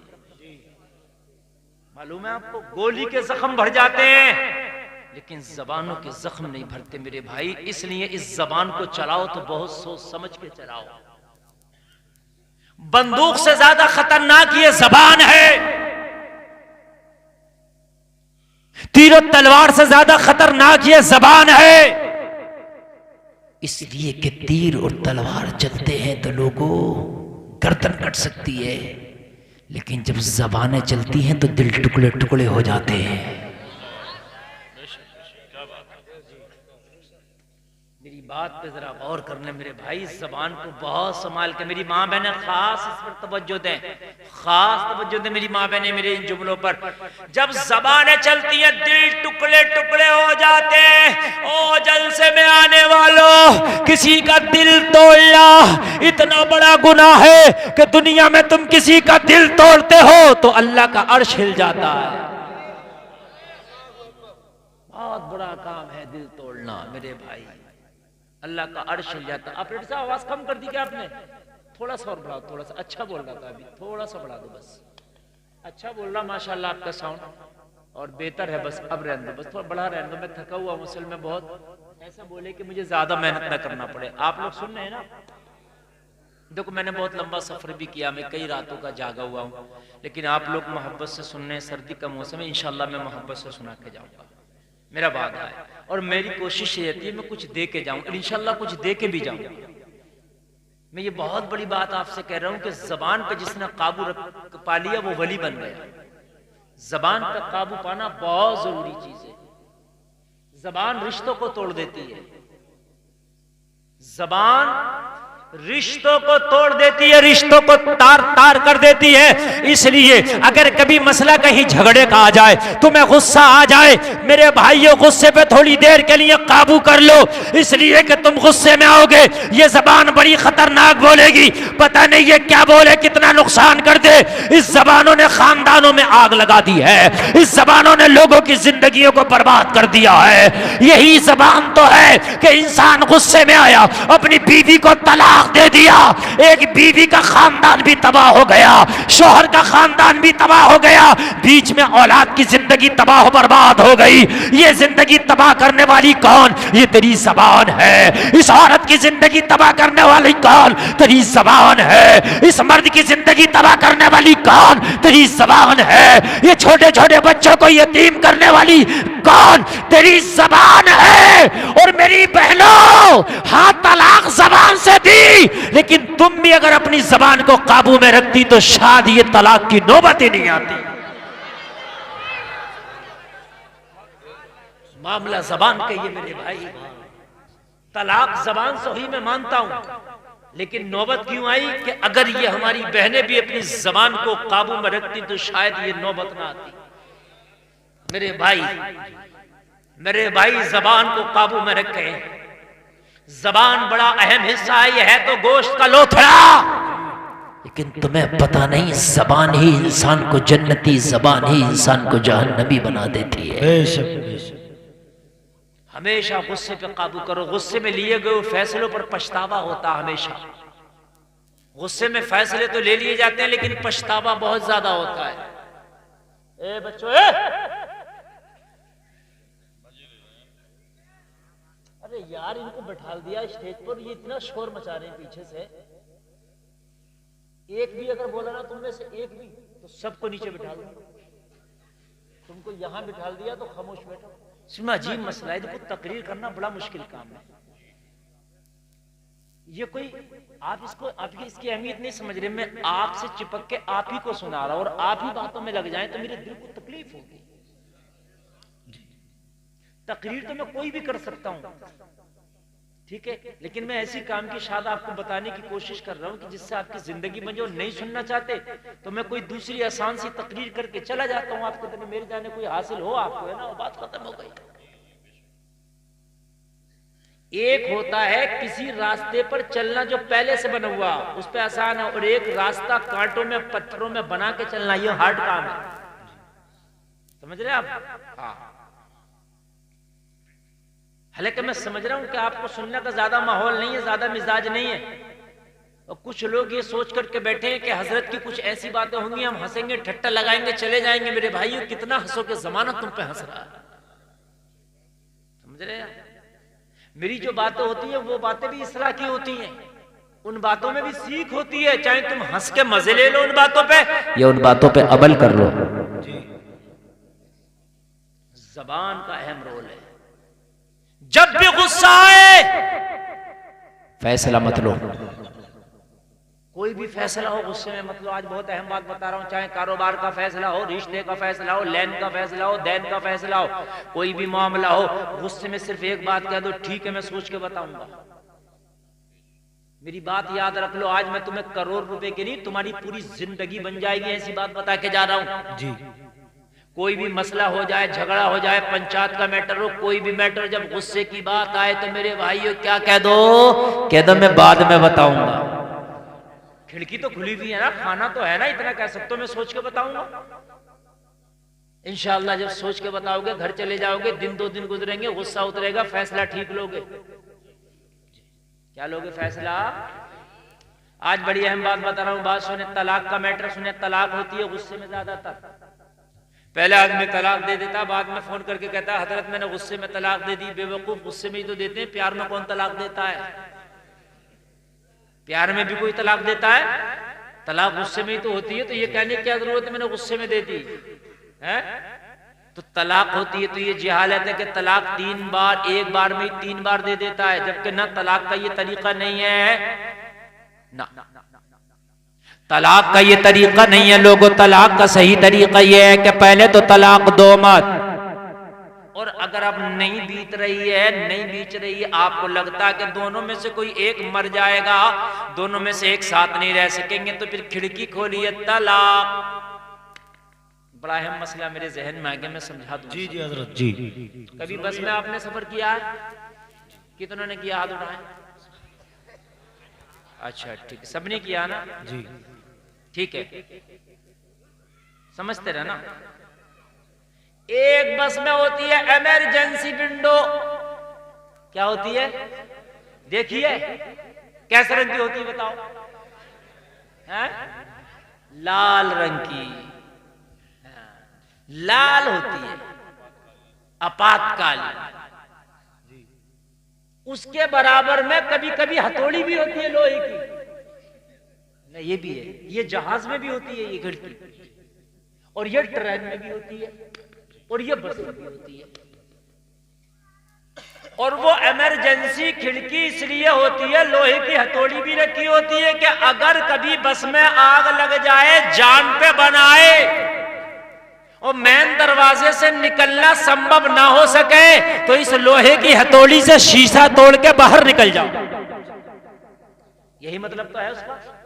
अरे बोलो, यही मतलब है ना। और तुम खाली मुली, जरा सी तुम्हें गर्मी लग रही है, तुम उसे तोड़ दो शीशे। बात है क्या नहीं है? तो यार इसलिए थोड़ी था, जरा सी बात में तुम तोड़ दो, फिर तो दंड पड़ेगा कि नहीं पड़ेगा? अरे बोलिए, छोड़ देगा बस वाला?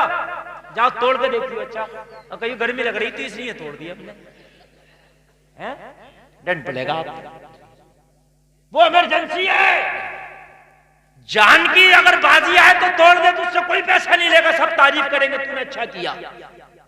और बाज़ाब्ता तौर से जहाज में तो समझाया जाता, सुने कान खोल कर वो समझाते हैं कि आपके ये द्वार है, ये आपातकाल द्वार है, अगर कोई ऐसी मामला आ जाए कि जहाज को पानी पर उतारना पड़े या खतरे का मामला आए, तो आप इस बटन को दबा के इस खिड़की को खोल करके जो है इसके रास्ते से बाहर निकल सकते हैं। सब समझाया जाता है। लेकिन कोई अच्छा खाता जहाज चल रहा है और किसी से जरा अनबन हो गई बराबर की सीट वाले से, उसे खोल दे तो जहाज ही डूब जाएगा, गिर जाएगा। बात है कि नहीं? बड़ी अहम बात बता रहा हूं मैं। तो जाहिल से जाहिल आदमी भी बस की उस खिड़की को मैंने ना खोलता देखा, ना उस शीशे को तोड़ता देखा। जाहिल से जाहिल भी। ऐसे ही तलाक इमरजेंसी खिड़की है, जब जान की बारी आए, जब इसका इस्तेमाल करना है, जब जान की बारी आए, जब इसका इस्तेमाल करना है, जब ये लगे कि न ये बीवी इसके साथ रह सकती है, न ये शोहर इसके साथ रह सकता है, ये घुट घुट के मर जाएंगे, तो अब तलाक की खिड़की है, इसे खोलो, निकल जा। फोन करके क्या कहते हैं? हजरत मैंने गुस्से में दे दी तलाक, में बड़ा पछता रहा है। अच्छा एक बात और बताऊं मैं आपको, इमरजेंसी में भी हुक्म यह है कि खिड़की तोड़ना, बस को आग लगाने का हुक्म नहीं है। इमरजेंसी पड़ जाए तुम माचिस निकालो, पूरे बस को आग लगाओ, तो भी तो गलत है ना। अरे भाई इतनी तो इजाजत दी है, खिड़की तोड़ो निकल जाओ, बस को आग लगाने की इजाजत तो नहीं है। बोलिए, इतना जान रहे हो कि नहीं जान रहे हो? तो जब जान रहे हो तो सुनो, जो तलाक है इमरजेंसी खिड़की है, मगर कौन सी है? सिर्फ एक तलाक। इमरजेंसी खिड़की कौन सी है? एक तलाक। एक तलाक दो और निकाह से निकाल दो, एक तलाक दो, निकाह से निकाल दो। लेकिन ये जो 3 तलाक दे जाए एक ही बार, ये खिड़की नहीं तोड़ता, बल्कि पूरे रिश्ते को आग लगा देता है, पूरे रिश्ते को आग लगा। मैं दोनों चीजें लेके चल रहा हूं, तुम्हें समझा रहा हूं, ये बड़ा माइंड चाहिए समझाने के लिए। खाली तलाक का मसला कोई भी समझा देगा। हाँ, इधर अगर बस को आपने आग लगा दी, आपसे दंड लिया जाएगा। दंड लिया जाएगा कि नहीं लिया जाएगा? भाई तूने खिड़की तोड़ना थी, तोड़ देता, कोई बात नहीं, तेरी जान पे बनी थी, तूने बस को क्यों आग लगाई? खिड़की तोड़ता और लग जाती, दूसरी खिड़की पड़ जाती, बिना खिड़की के भी कुछ दिन चल जाती, लेकिन तूने आग लगा दी। गलत किया कि नहीं किया? ऐसे ही तुझे तलाक देना था तो तूने एक तलाक दे दिया होता, खिड़की खुल गई, बीवी तेरे रिश्ते से निकल गई। लेकिन रिश्ते से निकल गई है लेकिन अभी मामलात को आग नहीं लगी है। क्या है मामलात को? 3 चीजें साथ में लेकर चलना हूं, जरा तीनों को समझ लेना। एक ही तलाक दे दो, एक तलाक देने के बाद में बीवी को तलाक हो जाती है। मान लो एक खिड़की आपने तोड़ करके अपने रिश्ते से निकाल दिया, लेकिन अभी मामलात में आग नहीं लगी है। अब शरीयत हुक्म देती है कि बीवी अपनी इद्दत में बैठ जाए। इद्दत कितनी है? तकरीबन 3 महीने लगते हैं 3 पीरियड को। ये 3 पीरियड की इद्दत में बैठ जाए। लोगों, अभी रिश्ता पूरी तरीके से टूटा नहीं है, तलाक तो हो गई है, तलाक तो हो गई है, लेकिन अभी रमक बाकी है इस रिश्ते में। अब सोचते रहो, दोनों बीवी को अलग कर दिया गया, इद्दत में डाल दी गई, इनकी गर्मी खत्म, गुस्सा खत्म। 3 महीने तक खत्म हो जाएगा कि नहीं हो जाएगा? गर्मी खत्म हो जाएगी कि नहीं हो जाएगी? अरे 3 महीने नहीं, 3 दिन में ही हो जाता। छोटे छोटे बच्चे जब अब्बा से कहते हैं चाय पानी, बिस्तर, ठंडा गरम, 3 दिन में ही। अरे सगी माँ, सगी बहन, सगी भाभी भी क्या दिन करेगी? माँ होती है बच्चों की, है? जो घर वाले कह रहे होते हैं तलाक दे दे देख लेंगे, वो घर वाले जब बच्चा लैट्रिन करके खड़ा तो हिम्मत नहीं है किसी की अब उसे धुल दे। वो माँ को कलेजा दिया अल्लाह ने। माँ को अगर खाना खा रही होती है ना, और अगर बच्चा लैट्रिन कर ले, लुकमा वहीं छोड़ के अपने बच्चे को धुलती है, बाद में हाथ धुल के फिर खाना खाती है। जी, ये जिगरा अल्लाह ने माँ को दिया, ये जिगरा किसी को नहीं दिया अल्लाह ने। फिर बातें करी तुमने। असल में ये जो तकरीर हो रही है ना, वो इनकी रेंज से ऊपर की हो रही है। सही बात ये, इतनी इनकी रेंज से ऊपर हो रही है। और ये तकरीर मैं करके भी अपने ऊपर ज्यादती कर रहा हूं, मगर क्या करूं, मूड में आ गई ये तकरीर मैं कर रहा हूं, नहीं तो मैं करता नहीं। मैंने देख लिया मरीज जैसा होता हूं वैसे ही टैबलेट देता हूं, लेकिन मैंने सोची लाओ कंपनी की दे दूं। मगर जिसे 20 रुपए की 3 पुड़ियां खाने की आदत है, उसे कंपनी से क्या मतलब? नहीं बता रहा हूं, उसे कंपनी से क्या मतलब? हाँ, वो तो 20 रुपए की 3 पुड़ियां ही चाहिए उसे। हाँ, अब मैं भूल जाता हूँ ऐसी तकरीर। असल में ये सब जो तकरीर है ना, ये रास्ते बने हुए नहीं, ये बनाया जा रहा है। जो मैं ये तकरीर कर रहा हूँ, ये ऐसा नहीं है पहले से मैंने तैयारी करके और मैंने रख ली हो कि ये तकरीर बोल रहा है। ये सब मैं आपके सामने हालात हाज़िर को देख करके बोल रहा हूँ। तलाक हो गई, क्या तलाक देना चाहिए? अगर कभी जरूरत पड़ी जोर से बोलो। सबक सिखा रहा हूं मैं आज। तकरीबन हमारा मुआशरा, मैं सही बता रहा हूं, कोर्ट में जाओ, कचहरी में जाओ, तलाकों के मुकदमे सबसे ज्यादा मिलेंगे जी। और तुमने तलाक को इतना खुराफाती मसला बना दिया, इतना बना दिया कि अब तुम्हारे तलाक के कानून भी गैरों ने बनाए कि नहीं बनाए? और जिन्होंने तुम्हारी तलाक के कानून बनाए, जाओ उनसे जाके पूछ लो, वो जानते हैं तलाक किसे कहते हैं? उन्हें पता? मुगल्लज़ा किसे कहते हैं? बाइना किसे कहते हैं? रली किसे कहते हैं? पता? मुझे बता दो, हैं? उन्हें क्या पता कि तलाक बाइना क्या है, तलाक रजवी क्या है, तलाक मुगल्लज़ा क्या है, तो हर क्या है उन्हें क्या पता? इद्दत क्या है उन्हें क्या पता? इद्दत की मुद्दत क्या है उन्हें क्या पता? लेकिन मेरे भाइयों, जब घर में तुम्हारे ज्यादा झगड़े हो जाते हैं तो फिर फैसले बाहर के लोग करते हैं। बात है कि नहीं? जब घर के झगड़े कम रहे, दिलों में गुंजाइश रहे, तो घर में निपट जाते हैं। और जब घर के दिलों में गुंजाइश ना रहे ना, तो फिर पड़ोसी करते हैं तुम्हारे फैसले। और जब पड़ोसी इसके भी निकल जाए ना, तो फिर चौकी और थानों में होते हैं फैसले। तलाकों के मैटर इतने बिगड़ गए, तुमने तलाक का मसला ही नहीं समझने की कोशिश की। बस तुमको एक ही आया, तुमने उठाई बंदूक, 3 गोलियां दाग दी। मैं तो ये कहता हूं, ये अनिवार्य होना चाहिए कि जिसको निकाह करना है उसका निकाह बाद में पढ़ाया जाए, उससे पहले तलाक का मसला सुना जाए। जी, मैं सही बता रहा हूं। ये जो निकाह होता है, 3 कलमे पढ़ाते हैं, 1-2 कलमा पढ़ाते हैं और इस्तगफार वगैरह पढ़ाते हैं, उससे पहले ये बताया जाए कि ये बता तलाक की कितनी किस्में और कब देनी चाहिए और कितनी बार देनी चाहिए। मोटे मोटे तलाक के पहले मसले पूछे, और ना बता सके तो कहना बेटा पहले से याद। हाँ, बिल्कुल सही बात है। क्यों किसी को भी बंदूक दे दोगे तुम? यार ड्राइविंग लाइसेंस नहीं मिलता किसी को, पहले कच्चा मिलता है, लर्निंग मिलता है पहले, उसके बाद टेस्ट होगा, जब इसे चलाना आ गई तो फिर पक्का मिलता है? पहले के लोग जो थे इतना जानते थे, उलमा के करीब रहते थे, उन्हें तलाकों के मसले मालूम थे। और एक बात बताऊं, जिहालत तुम्हारी है, इसका असर औरत पे भी पड़ता है। तुमने तो 3 तलाक दे दी, लेकिन असर बहुत खतरनाक हुआ, इसका रिएक्शन बहुत खतरनाक हुआ, बहुत खतरनाक। सुन लें जरा, एक तलाक दे दी, बीवी इद्दत में बैठ गई, अब तकरीबन 3 महीने का टाइम है दोनों के पास सोचने के लिए, दोनों सोच लें। लोगों 3 महीने में अच्छे से अच्छा गुस्सा खत्म हो जाता, 3 महीने में तो जिसे जेल हो जाए उसकी भी बेल हो जाती है। बात है कि नहीं है? जिसे जेल हो जाए 3 महीने में उसकी भी बेल हो जाती है। क्यों? इसलिए कि 3 महीने बहुत हो गए। तो 3 महीने इद्दत के रखे तकरीबन, हालांकि 3 तो हर है, लेकिन वो 3 ही महीने हो जाते हैं। सलासता कुरू का लफ्ज है तीसरे पारे में, 3 तो हर गुजारे बीवी, यानी 3 बार पाक हो जाए। बात अच्छा समझ में आ रही है मेरी कि नहीं?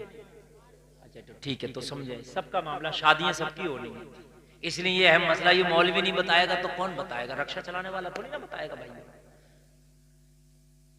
एक तलाक होकर तलाक हो गई बीवी इद्दत में, कोई समझाएगा, हो सकता समझाने से समझ में आ जाए, कुछ गुस्सा ठंडा होगा, कुछ लोग समझाएंगे, कुछ खुद की परेशानी होगी, इसलिए कि बीवी चाहे कैसी भी थी, वक्त पर प्रेस भी कर दिया करती थी, खाना भी खिला दिया करती थी, प्रेस बिस्तर भी लगा दिया करती थी, इन सारी चीज़ों से महरूम हो गया। इन सारी चीज़ों से जब महरूम होगा, 3 महीने अच्छे खासे होते हैं, 2 दिन तेरा बिस्तर कर दिया जाएगा, 1 हफ्ते तक तेरा बिस्तर कर दिया। मियाँ 3 दिन से ऊपर मेहमान तो अच्छा ही ना लगता है? 3 दिन से ऊपर मेहमान तो अच्छा ही ना लगता। तुम किस खेत की मूली हो? 3 दिन तक, हाँ 1 हफ्ते तुम्हारे घर वाले कर लेंगे, 2 हफ्ते, 3 हफ्ते, चौथे हफ्ते कहेंगे भैया इनका तो काम है। हाँ, और